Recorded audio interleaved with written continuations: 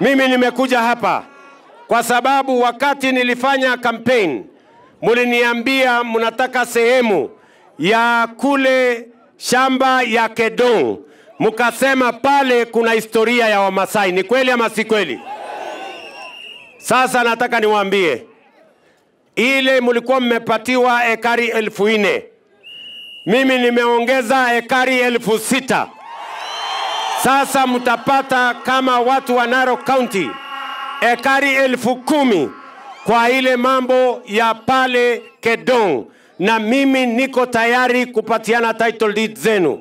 Ile mimi nangojea majina nani tutapatia hiyo title deed.